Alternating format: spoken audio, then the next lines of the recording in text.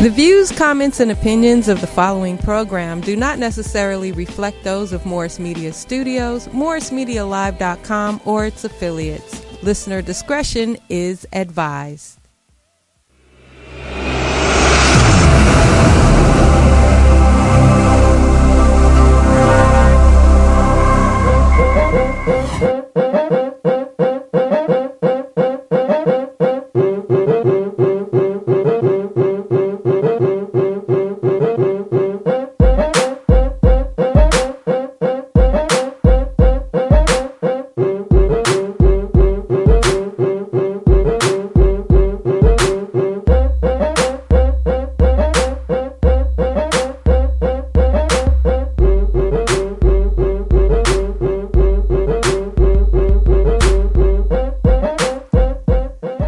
Bismillahirrahmanirrahim. Assalamu alaikum. Peace be unto you. I'm Sister Charlene Muhammad. Eid Mubarak and welcome to Liberated Sisters, recorded right here and streaming live at Morris Media Studios, MorrisMediaLive.com. Today's show, Progress in Police Reform. We welcome the great Bay Area dynamic duo, Sister Beatrice X, her husband Cephas, Uncle Bobby X Johnson. They are the aunt and uncle of Oscar Grant III, slain by Johannes Meserly, former BART officer, on an Oakland train platform. Some great news is coming up about that. And for the family, Oscar's mother, Miss Wanda Johnson, Uncle Bobby and Sister Beatrice are going to get us into that later in the show. We have Brother Jesse Muhammad, of course, coming to us with the Farrakhan factor, which you don't want to miss. And also, we have more information right now in the Justice Report.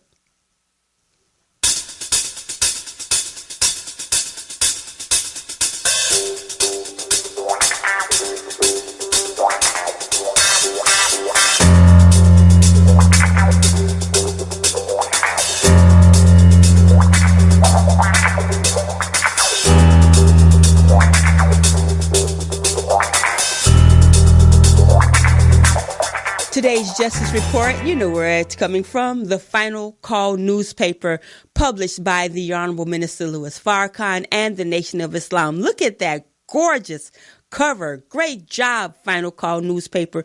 Brother Editor-in-Chief Richard Muhammad is managing editor Sister Starla, and our production team under the helm of Brother Tim 6X. The Final Call: Disasters, Destruction, and Divine Judgment. I really love the cover. The content, however, is not so nice, but again, it's divine judgment, and so we do thank Allah for the warning, the consistent warning from the Honorable Minister Louis Farrakhan. I was blessed to participate as a writer for this cover. We talk about the deadly tornadoes. You've been hearing about them, the deadly severe storms. Flooding has ravaged America from coast to coast. There's been reports of at least over 900 tornadoes across the country, primarily focusing on the center, the heart, the Midwest of America. America is being chastised. The Honorable Minister Louis Farrakhan consistently warns us for her atrocities against the black descendants of slaves and the indigenous people, which the country has just annihilated, right? And so America can atone and be saved. Minister Farrakhan also has consistently warned of that. He always comes with guidance and instructions, not just what will happen, but what God says can happen and how things can be averted. So the question is, can America avert the chastisement? She will suffer, Minister Farrakhan says, extreme calamities, including the fall of the dollar and weaknesses of her economy. We see that happening right there. And also, we have been told by Minister Farrakhan and his national spokesperson, Dr. Ava Muhammad, student minister Dr. Ava Muhammad, tells us consistently that the weather that we see being leveled across the country, hail on the West Coast, snow piles everywhere else, especially in the Midwest, this is happening not only because of what America has done, but her evils that she is planning against Minister Farrakhan, the Nation of Islam, and black people and indigenous people of America. So continue to watch the weather. That's the final call with the Justice Report. There's more in this issue. Pick it up. Also, I think I saw that there was 99 cents, a special where you can get the final call for 99 cents, the digital edition. And you can read about the farms that are being devastated, the Texas tornado damage and the Missouri tornado damage. And so Kansas also is taking a beating. We want to say this is the Justice Report. I want you to stay tuned right now, because before we have the Farrakhan Fact with Brother Jesse, we have a tremendous treat. The Honorable Minister Louis Farrakhan, by the way, here's his book, 2.0, The Teachings, 2.0, The Twitter Sayings of the Honorable Minister Louis Farrakhan. Minister Farrakhan and a delegation of 17, including the minister, are right now at Hajj in Mecca, and he spoke to the world on the final day for this year of the Ramadan prayer line. So from Hajj, here is the Honorable Minister Louis Farrakhan. In the name of Allah, the Beneficent, the Merciful, I bear witness that there is no God but Allah, and I thank Allah so much for His intervention in our affairs in America, in the person of Master Fard Muhammad, who came from this blessed city, the holy city of Mecca, the city that in our light lessons is called the best city on earth. We chose the best part for ourselves, and the best part is in Arabia at the holy city of Mecca.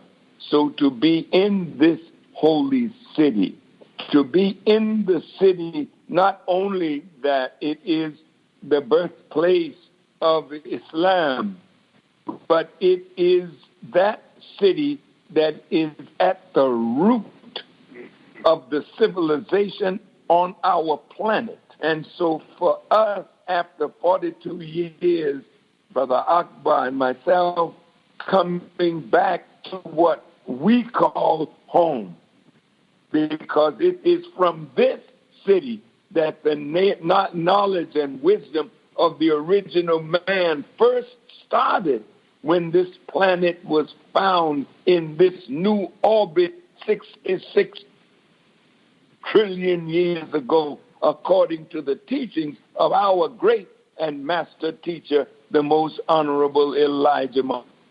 So for us, a delegation of 17 to start in Medina, the city of the Prophet, at his masjid, and to see how that masjid that started his foot in the Hijrah, set foot in Medina, and when he put his foot down and he said this is where his mosque would be, nothing there but stone at the time.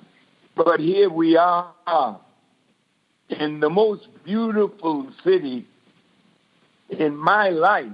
This is the city that I call the most beautiful city on the planet. And this is the city that I call home. Though I was born in New York and raised in Boston, Mecca is our home. And so we are back home, and I don't know of a better place to be during Ramadan. And during the last 10 nights of Ramadan, we were in Medina and now in Mecca, and we spent the Laylatul Qadr, the night of power in Mecca. And that same night, we made Umrah. They said that 2.5 million people were in Mecca, and we were guests of the king, so we were blessed in a most special way to make Umrah and run between the two hills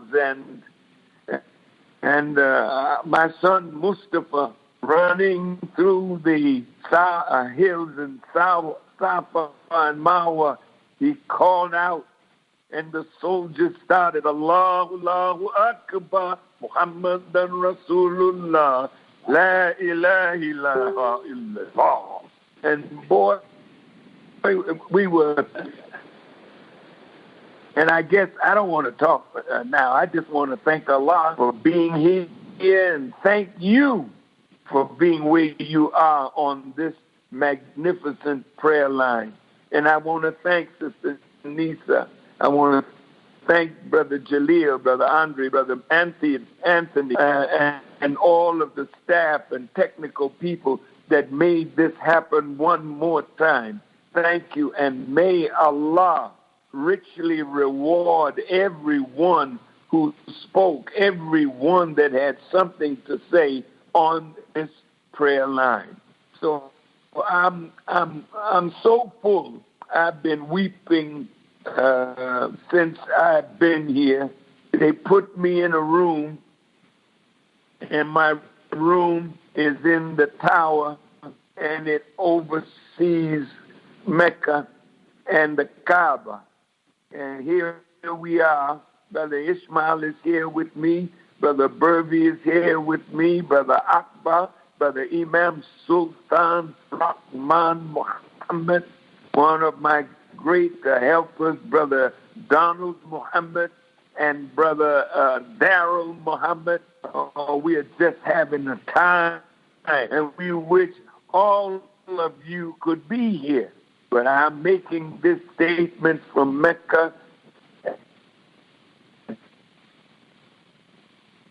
Years ago, to my brother, and there we are in Mecca holding, we're up in age now, and so we couldn't take that big walk without a little help. So we were both in wheelchairs, and the brothers were wheeling us around, making the tower up, and it was just wonderful. And here we are after 42 years, coming back to Mecca, coming back to this holy place, coming back to this place which will forever be the fountain of living waters for the entire world of human beings. So I don't want to say much more, but to just thank you all. And I want to thank my dear wife, Khadija, and my children, and all of us talking back to America, saying thank you to our wives and our families for their concern about our making such a trip at this time. And I want to close at the King Salman. I sent him a letter, and he put it in the hands of his great staff, and they have been by our side since the time we set foot in Arabia. The king's staff has been watching out for us, and we are so highly honored by the way they have treated us all. We brought two sisters with us, Sister Amina and Sister Naima Muhammad. You don't know them by that name, but that's Sister Kim and Sister Sandy. And they treat them like they're at the top of the shelf angels everywhere they go, dressed in their uniform of the MGT and GCC. The women come to them and talk to them and admire their dress. Though they're covered from head to foot, they are most beautiful in their attire. And I wish you could see your brothers here dressed in the garment of the desert, holy imams, sheikhs. May Allah bless all of you, and all of this. None of this could have happened without Imam Abdul Malik. I first met him on my second trip to Mecca. Abdul Malik was 16 years of age, and Dr.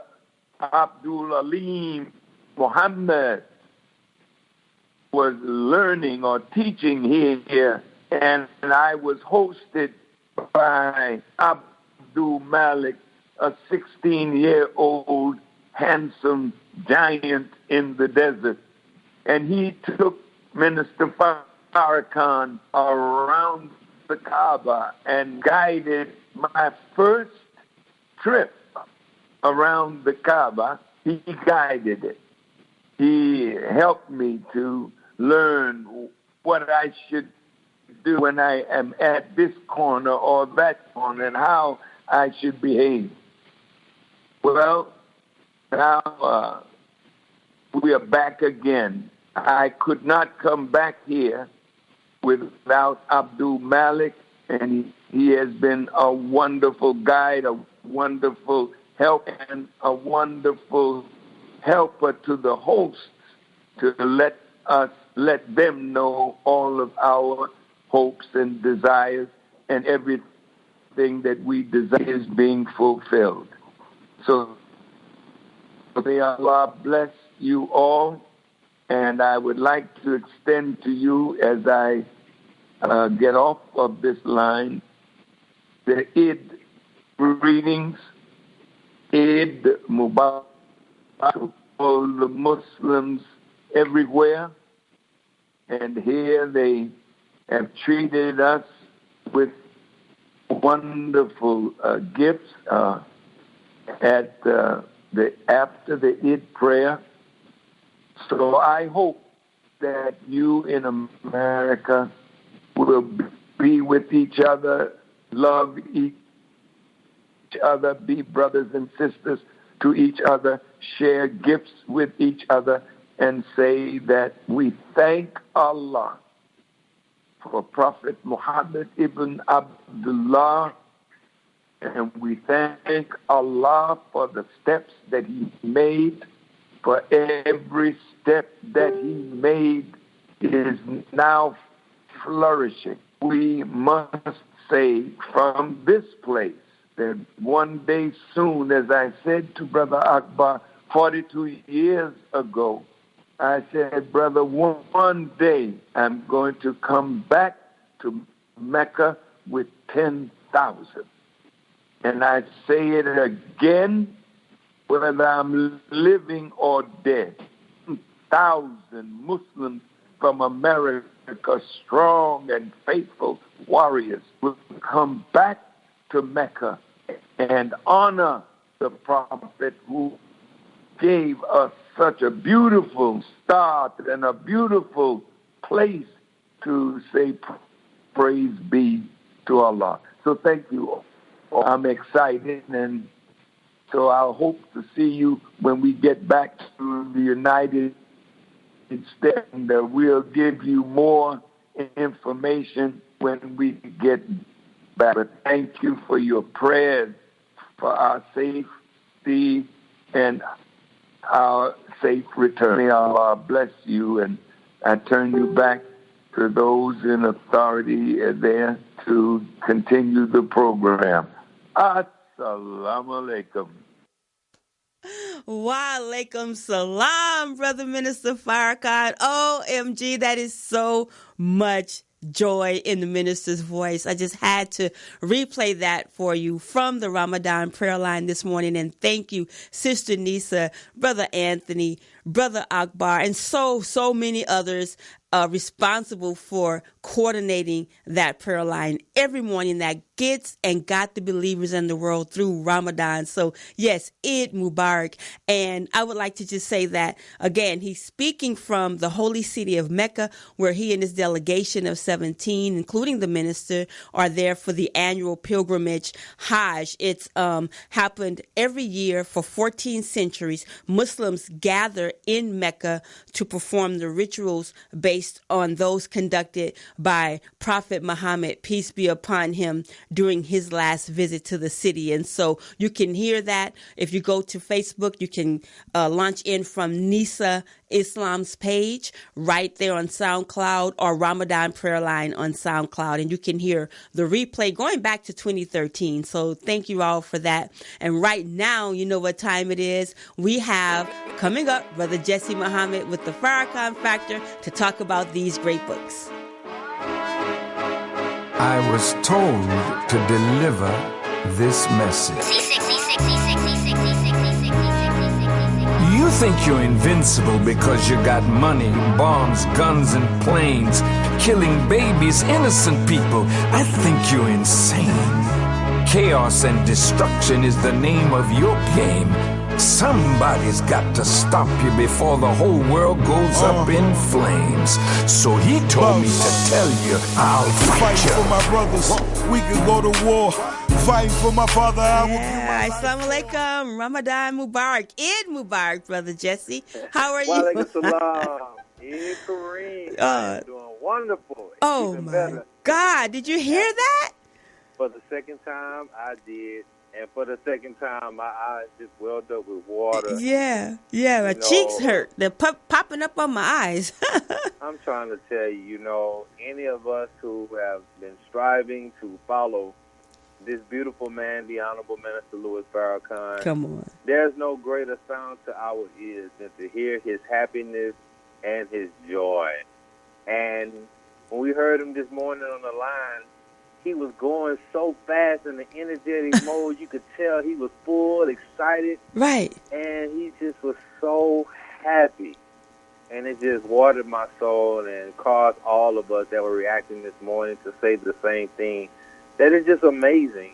And that the timeliness of this, for them to take Umrah at this period in time, none of us knew about it. I found out on Facebook. That's right. Facebook Live, and just, it warmed my heart just to see our brothers from the nation that were on Facebook and in the Islamic garb as they were going to the Kaaba and to the Black Stone and getting the water from the well of Zamzam, and just absolutely just beautiful. And, the minister, I was reminded of Charlene, how he said that years ago when he went to the gravesite of the tomb of Prophet Muhammad, peace be upon him, he said he asked Allah for a double portion of the spirit of the Prophet to complete his work. And when we look back now, 40-something years later, and looking at the work that this beloved man has done around the world in pattern after the footsteps of the Prophet, as the most honorable Elijah Muhammad has done and he is now doing, it's just a beautiful, beautiful thing. And then to see how our man is received over there, his room is at the upper tower where he can look over the whole entire city and to actually see the Kaaba from his view. And then to not, to even though he's wheelchaired around, but just the desire to be a part of it, and making it happen. That's right. And taking it all in. So I believe that we all join everybody in saying we pray that Allah blesses them with a safe journey back home, and we're definitely eager to hear the full report and testimony, from him and the delegation of 17. And I believe that Allah, through our beloved minister, will give us a show and a deeper meaning, rather, of what this is all significance of and why this happened at this particular time period. I'm just so full and touched by what we have witnessed. Yeah, man. So many people have echoed those sentiments online. I saw a post this morning. People were just lit up by the joy in the minister's voice. Brother Reuben Muhammad, shout out to you, Brother Reuben, in North Carolina. Thank you for posting pictures. He posted a picture of the building. I'm saying the building, right? That's an understatement. The clock tower and the view as best that we could see from the ground, right? What the minister was looking at. It was so great to see Student Minister Ishmael and Brother Burvey and Student Captain Brother Anthony and Brother Jason Kareem and Imam Rahman and on, to experience this in Brother Thomas. And so, it brings joy to see the believers being able to make that once in a lifetime journey. You know what I'm saying? But, oh my God, it's just so much. Absolutely, and that's why. And look at the beauty of the minister's heart. He said that they all wish that we could be there. I know, and right? We are, but we all understand that our brothers and sisters who were there, they representing us. Come on. And As so brother- we're there in the spirit of them and their representation of high civilization that's taught by, as the minister said, the master teacher, the Honorable Elijah Muhammad. Come on. That we can go anywhere in the world and conduct ourselves the way we have been taught and trained and be received. Yes. And it's just so beautiful to see that. And, in the midst of so much of these ongoing attacks against us and people still saying we're not real Muslims, well, you're really looking kind of silly right now. Yeah, get out of here. Our beloved Father is being received by the King because he represents the King of Kings. Come on. And those that are with him in the delegation, as he said, the two sisters, Sister Amina and Sister Naima, congratulations. Come on now.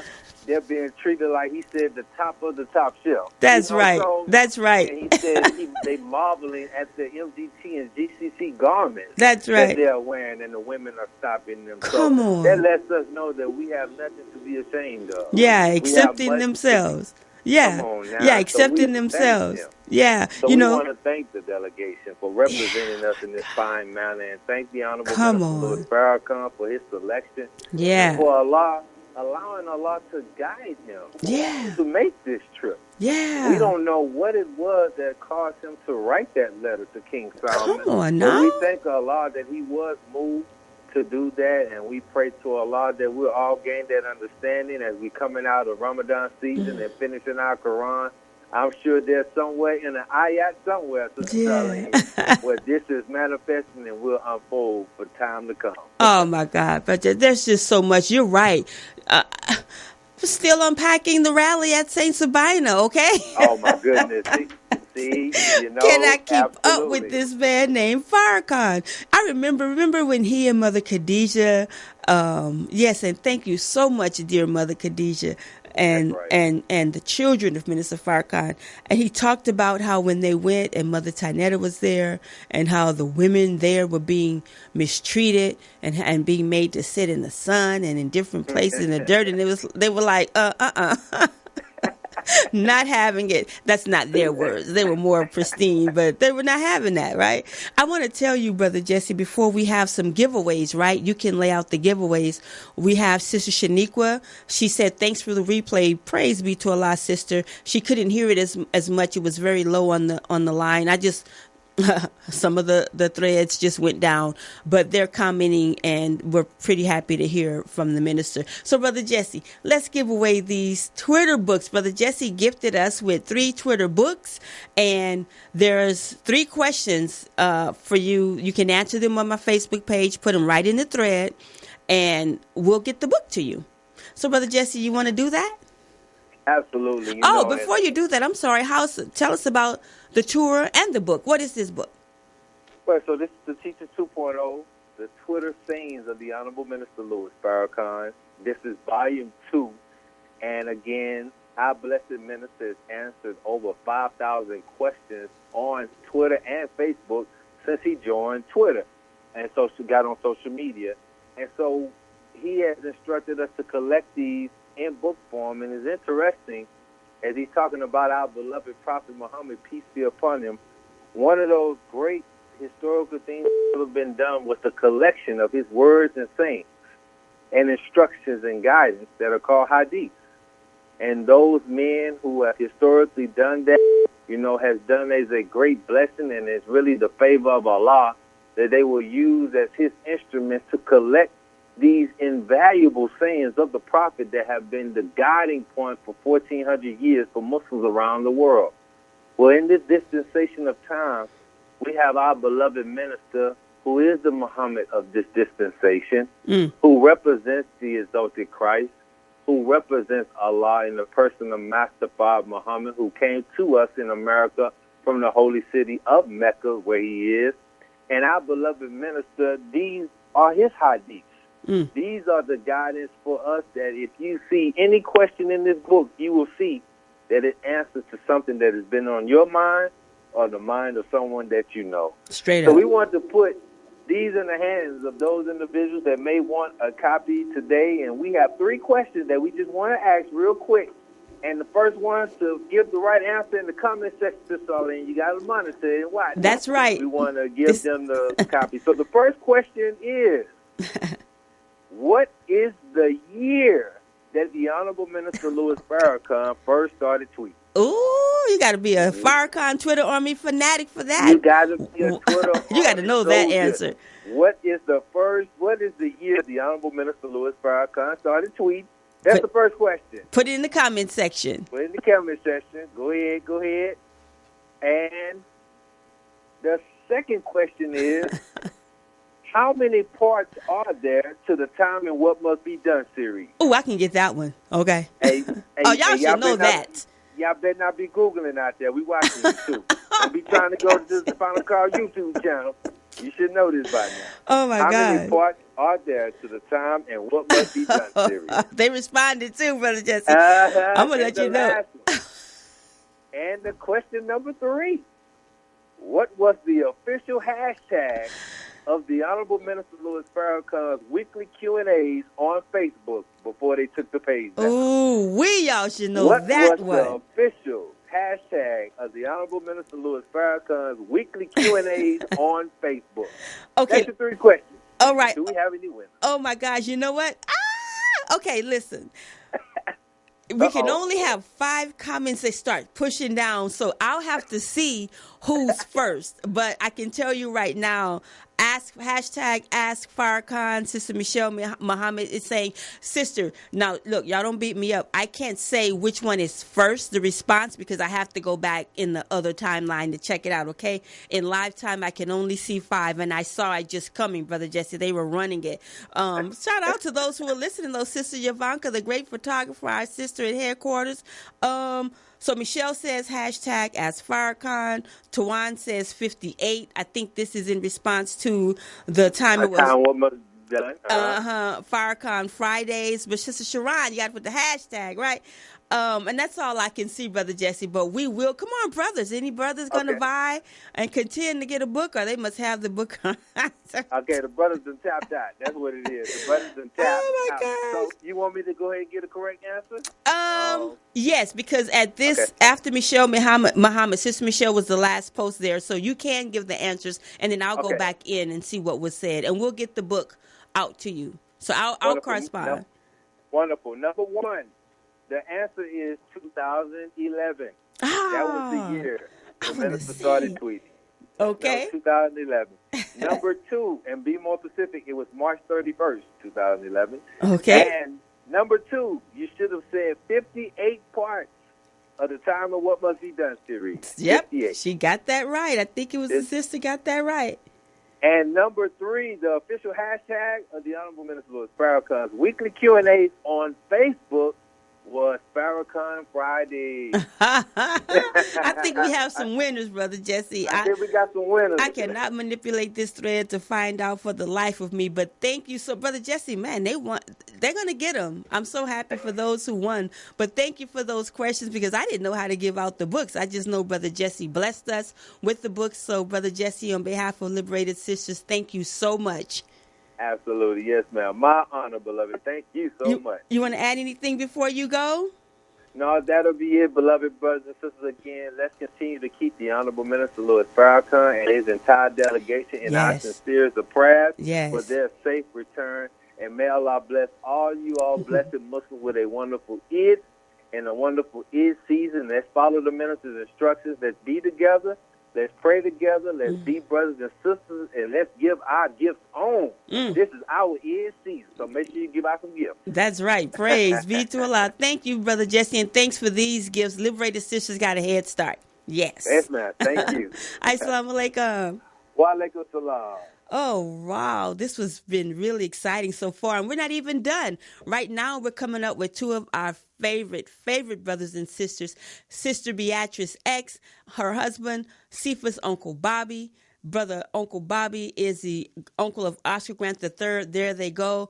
Always on the front line serving families. They are founders of the Love Not Blood campaign, and they are co-founders of California Families United for Justice. There is legislation in the police reform movement where people are really fighting to make police accountable. They want to know what's happening with excessive force. Families have to fight, and sometimes they never find out what happened to their loved ones. So here to tell us what's happening with the push for legislation for more police accountability is Brother Cephas X. Johnson. We call him Uncle Bobby. Assalamu alaikum, Uncle Bobby. Wa alaikum salam. How are you? Looking good, Unc? I see you. Oh, okay. It all worked out. I mean, I struggled to make this happen. Was it been in a meeting at work here Good. for the longest, and then had to rush and try to make this happen, struggling with internet and everything. Well, yes. you got it, Unc. And look, I know you have to let us know when you have to go, okay? But we Okay. really appreciate it, and thank you so much. And we're going to get Beatrice, your beautiful wife, on the line, get Aunt B in here, and you both can let us know what's happening. So, brother, oh my God, and we have a victory after victory. The street naming and the mural is coming up this weekend. Let's start Yes. with the police bills, the bills for police accountability. Which ones are you backing, and where are they now? Okay. I think. Well, first, salam alaikum. Oh, alaikum salam. I know I put a lot on you, Unc. Yeah. Maybe I can give a backdrop of somewhat of the history up to this point. Okay, and I and think Sister that will help Beatrice is bring with more us clarity. too. Yeah, that's great, and she's with us by phone too. Oh, not yet. She's coming. Go ahead. Okay. You got Okay. it, Unc. So just based on the history, I've been in this struggle since 2009. The murder of my nephew Oscar Grant, That's right. and of course was really introduced to legislation during the setting up the oversight with the independent auditor of the Bark Police Department.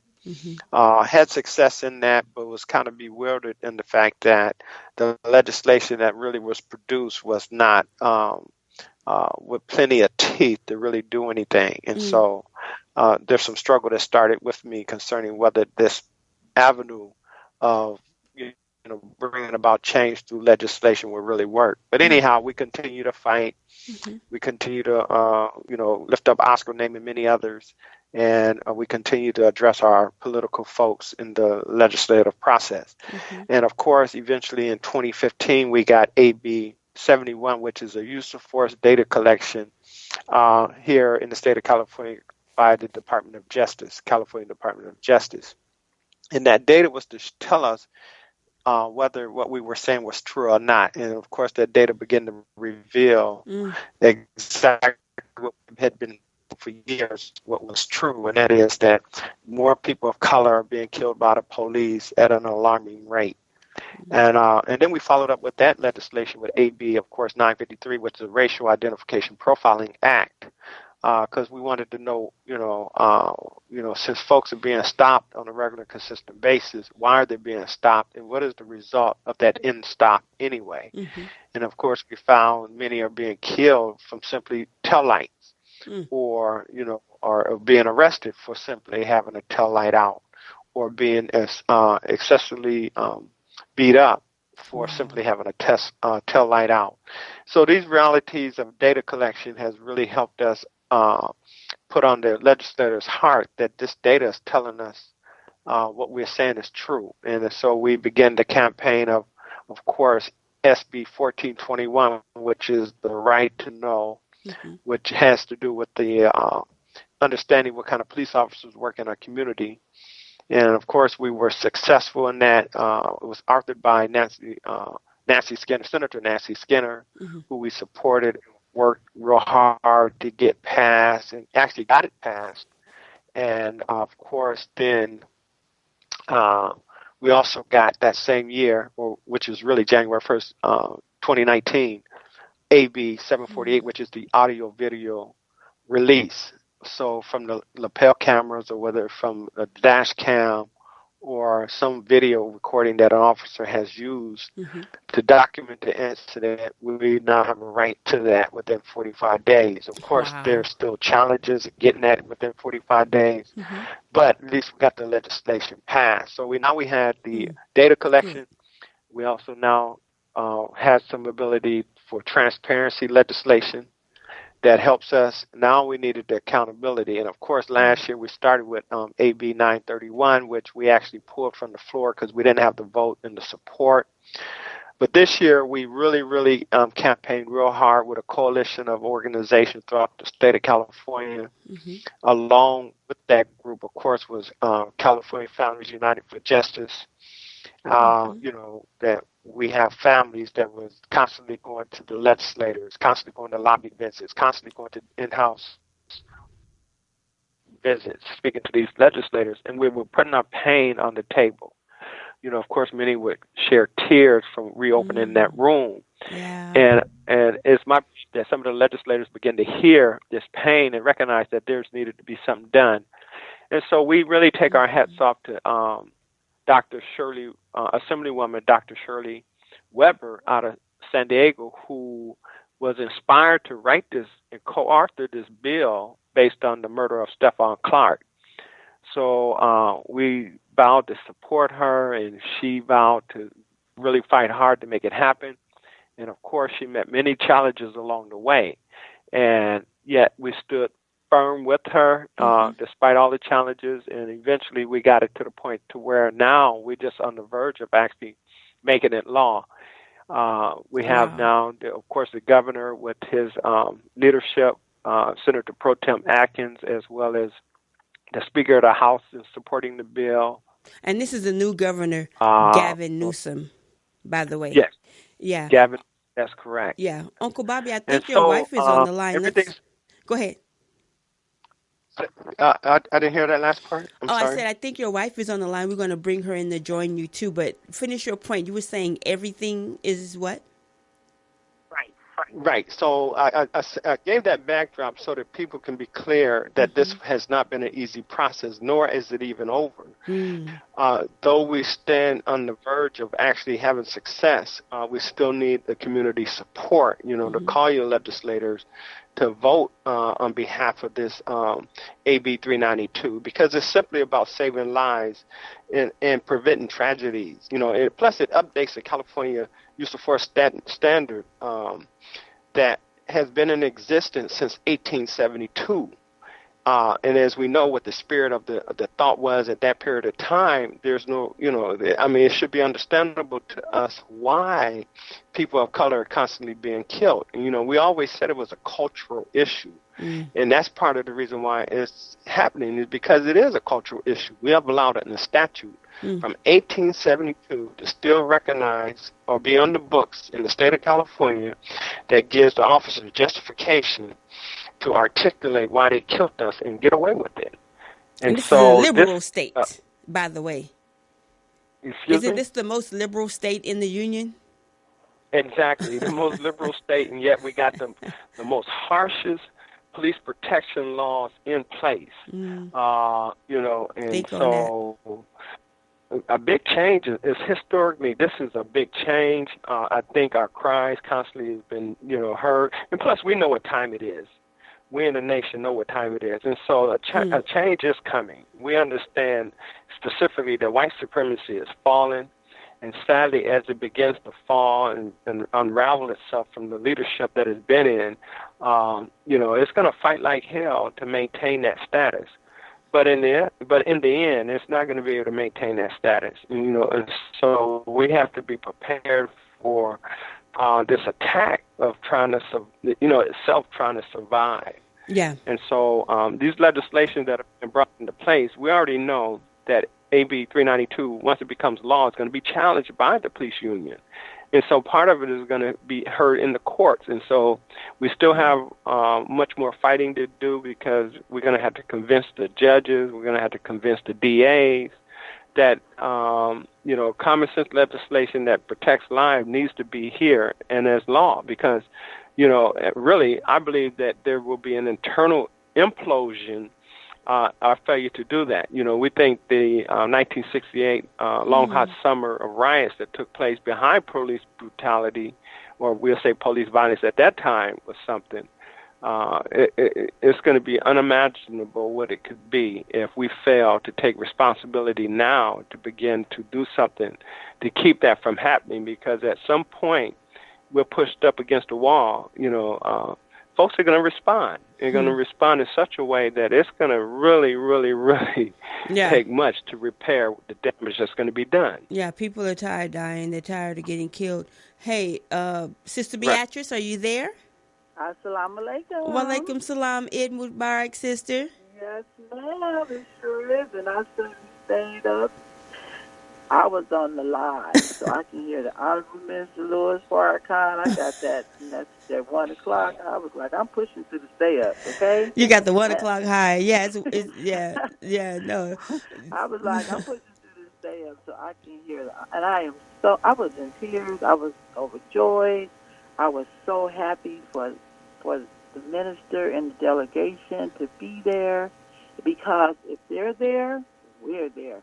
And I love it that the minister Ishmael and the Honorable Minister Louis Farrakhan, they said they was praying for us. I know. I felt it. Prayers, we need them prayers, girl. We need them prayers. Right. I was like, what?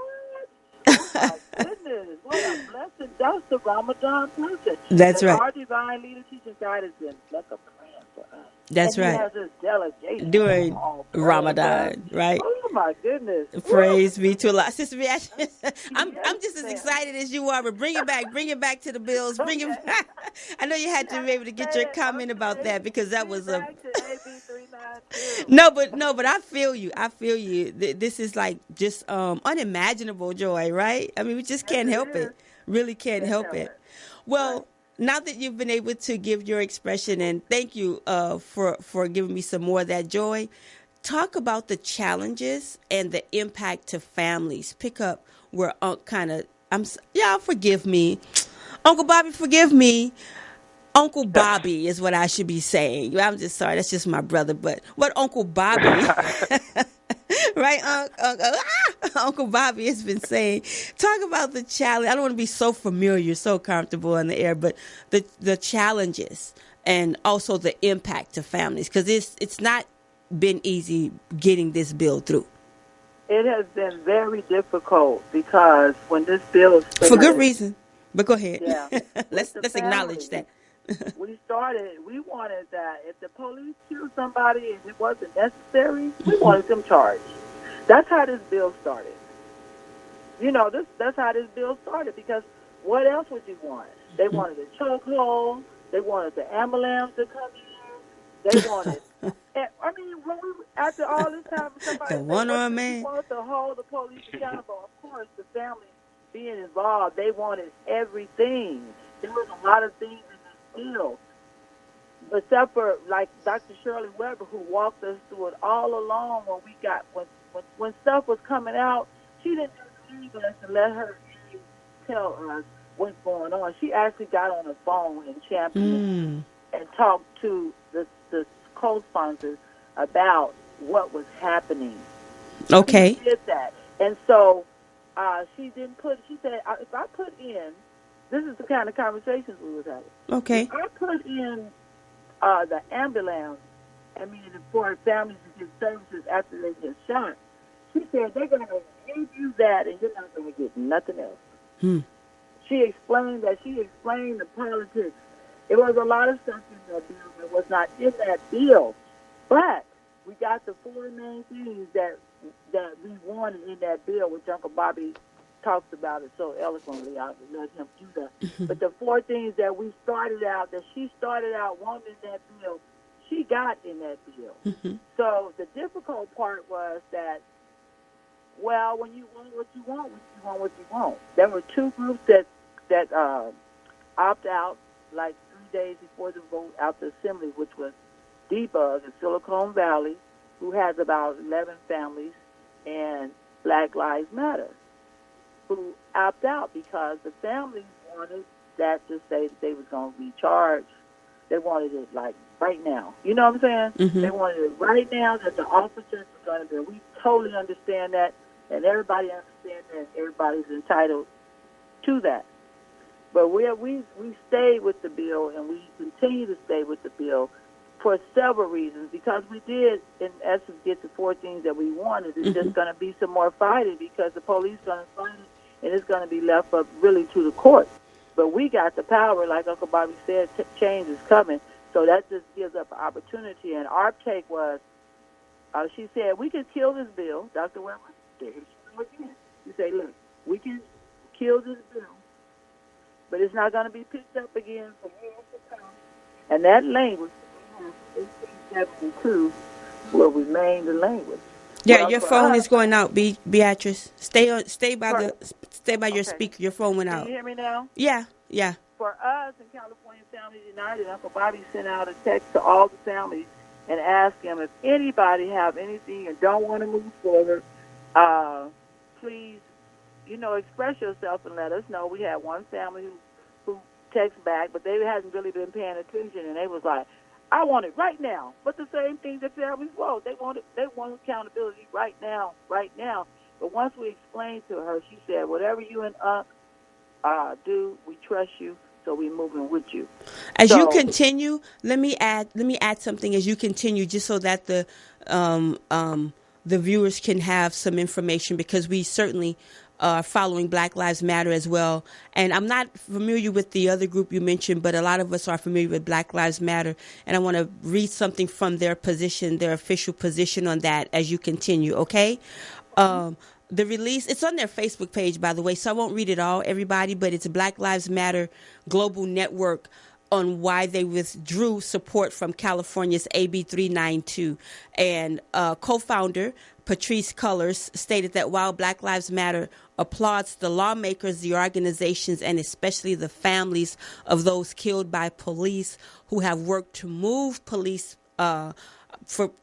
policy forward and help to change the culture of policing in California, we now have deep concerns with the amendments taken to the bill.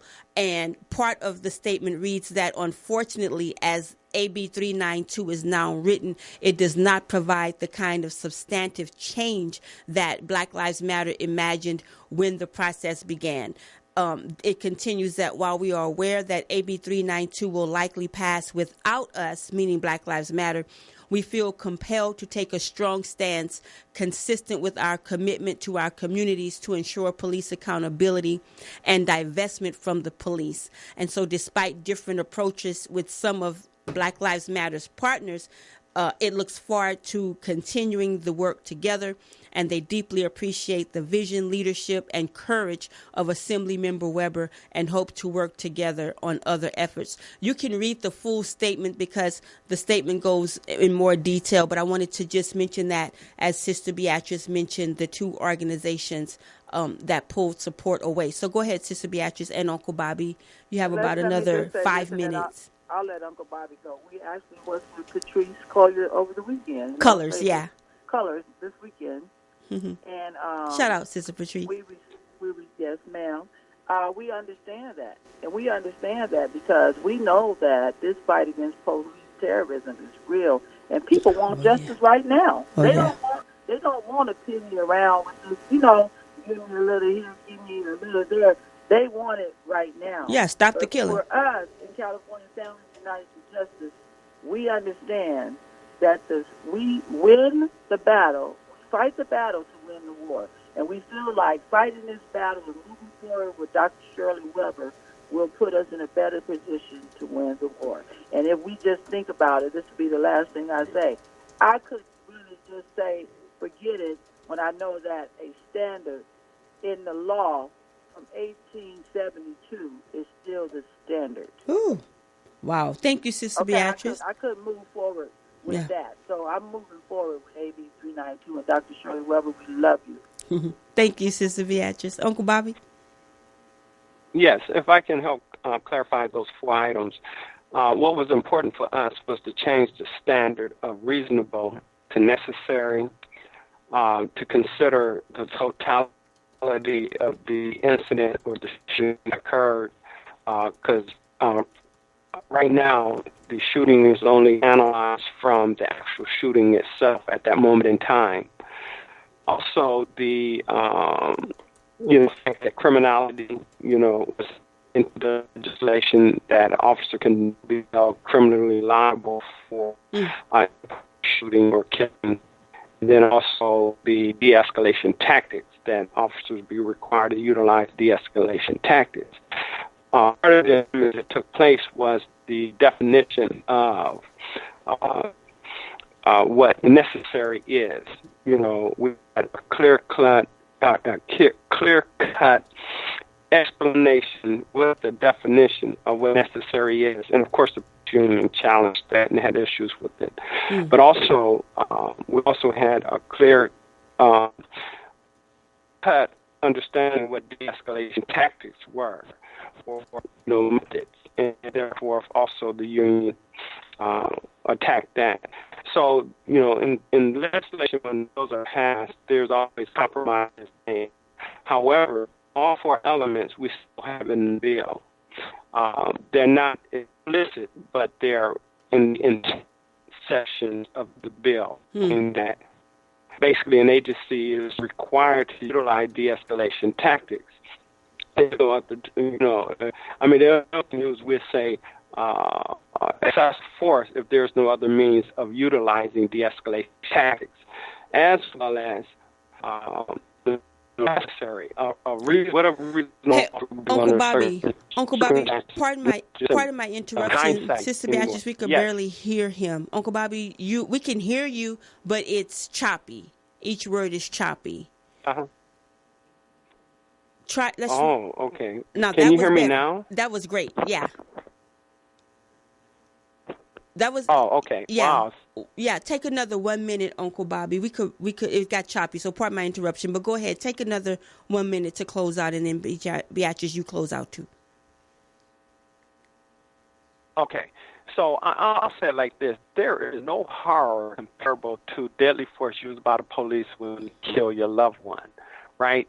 And that horror is etched in your memory. And so we know that the police, the power of the to use deadly force is one of the most significant responsibilities we can give any public official. And that responsibility got to be guided by, safeguarding human life and protecting human rights. And we feel that AB 392 is legislation that actually helps safeguard human life as well as protect rights. We understand that a lot of it is going to be out in the courts, and we're willing to go that route. At least to have it on as a bill, and now the courts fight to make the decisions. Of course, we have forced DAs to begin to consider. We have a little leverage, I believe, because SB 1421 tells us the officer has a history of excessive use of force, that it puts the district attorney in the position to where he has to consider filing against the officer for that use of force, which therefore can end up in the court where we know the jury pool has shrunk. The jury pool is no longer saying that every police officer is good, and because we know that increases our odds of getting a conviction, as we are seeing all over the country today. Officers are being convicted, just not here in the state of California. So with this legislation being the strongest in the nation, it's a hybrid legislation because we took various states' best parts and added it into ours, and we're able to get it created and passed. So therefore, it becomes one of the strongest legislations in the country concerning use of force. Uncle With Bobby, that being said, that forces now, yes. No, go ahead. Finish your statement. I guess I better finish your statement. And that basically forces our judges' hand. Yes, that forces our judges' hand, and it forces, of course, our district attorney's hand. 1421 is a accountability tool in itself because it shares the history, which is so critical in making decisions about an officer. We got it. So if you fail to use de-escalation, yeah. Oh, go ahead. Go ahead. Hope you heard everything I said. Yeah. Yeah. Did you hear everything I said? I hope yes. So. I did. I thought I had to close out right now, but I have another 2 minutes or so. So go ahead and complete your thought, and then I want you or Sister Beatrice to announce the unveiling, and then I got to get out. Right. Okay. Well, can I just say? Okay. So in closing, right? In closing, AB 392 is that bill that we believe and trust as families to begin the process of unraveling this sick shield that has protected officers in the state of California forever. Over 1,200 has been killed since the murder of Oscar Grant, and only one conviction, and that's the conviction of Johannes Misley, who killed Oscar Grant. In saying all that, it took a 10-year time period for us to actually get what we have happening this weekend in Oakland at the Fruitvale BART Station, a mural set up at the Fruitvale BART Station, in addition to the street being renamed or named Oscar Grant III Way. I think we have a photo. So I want to show that, too, as you all continue. Go ahead. Let me get that photo. Yeah. Go ahead, Uncle. Yeah, and so I'm just saying, definitely the community is welcome because we know we couldn't have done this without the L.A. community. When we were in trial, the L.A. community stood strong and was adamant about Mesley being held accountable, and he was held accountable. Oakland started it off. Wow. And L.A. finished it, and so we are indebted forever to not just our Oakland community, but also to our L.A. community because they carried us while we were in L.A. Yeah. They shouted, prayed, and fought for us while we were in L.A. They allowed us into their schools to speak to their students, and their students stood up and spoke on behalf of Oscar, and so we are happy to, be able to share this experience with, our LA folks that can come. It's going to be live streamed. Oh, wow. For all the Oakland folks that can come, please come, because this is our day.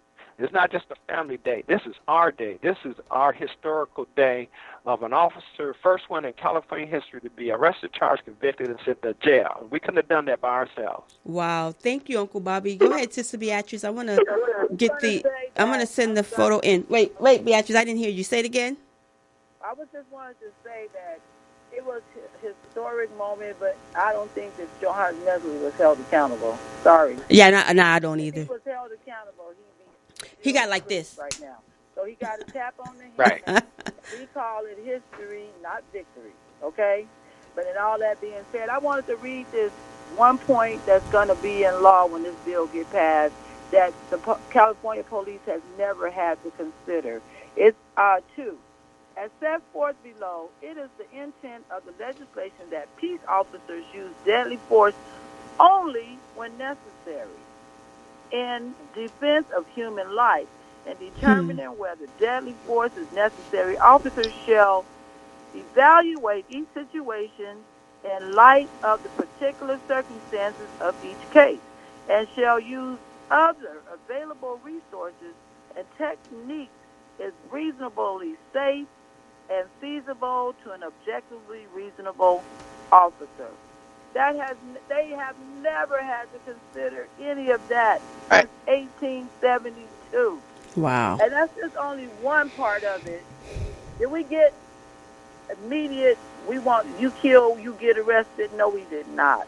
But I know this something and these somethings in these bills is better than nothing. I couldn't even sleep at night walking away from the fight, my personal self, and that language say today as a co-sponsor, I walked away myself.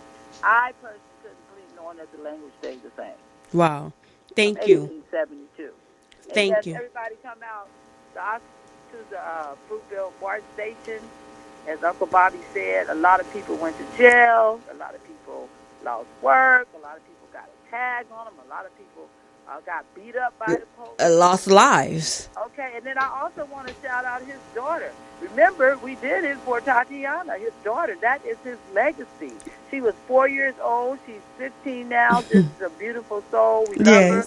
And that's her. She's going to actually, as I shared with her last night on the phone, on Saturday, you're going to see your father's legacy in real time. Ooh. You embrace that. That's your daddy. Because the struggle of not having him here is real. Yeah. So you have to embrace the part that's going to empower you. Yeah. And Saturday should empower her because that's her father, and he truly loved her. So long live the spirit of Oscar Grant through his only child on this planet. How about that? Wow. May Allah continue to bless you. Tatiana, Miss Wanda Johnson, Uncle Bobby, Sister Beatrice, thank you all so much for everything you do. Thank you to the We Are Oscar Grant Movement student minister, Abdul Sabur, formerly Keith Muhammad, and everybody. I mean, you know, again, when you start naming people, you're bound to leave so many out, but it's the movement. Rashid. That's right. Rashidullah. That's right. Okay, so yeah, let's not start naming. But one more, and brother Malik, because he stood in Los Angeles with us, and the security in Los Angeles secured us. yeah, Brother Abdul Malik Saeed, formerly Brother you go. Tony. Age Luke That's Patterson. right. I mean, come on. Let's just stop time out. Uncle Bobby, Sister Beatrice, we gotta go. Thank you so Okay. yeah. Thank you both for coming on with the update, and we look forward to the photographs coming out of Saturday. Yeah. Okay. Yes. Bless us. Don't go back and listen to the minister when we get up. Hey, Uncle Bobby, assalamu alaikum. You too, Beatrice. Charlie. Thank you so much. Remember finalcall.com for this week's cover story. Watch the weather, the divine judgment. Follow Minister Farrakhan's Western Region Representative Student Minister Abdul Malik Saeed Muhammad on Facebook, Twitter, and Instagram, but not before you follow Minister Farrakhan on Twitter. Hear Liberated Sisters this Friday, 8 a.m. on Radio Justice at radiojustice.org, and Saturday, the same time, 8 a.m. on 90.7 FM, kpfk.org. Next Tuesday, right here at morrismedialive.com. Meet me at the Mosque, 8701 South Vermont, this Sunday at 10:30. Thank you, Brother Jesse, Sister Beatrice, Uncle Bobby, Felicia, the poetess, Morris, owner right here of this great studios. I'm Sister Charlene Muhammad saying, if it's impacting our community or can uplift us as a people, let's talk about it. Peace.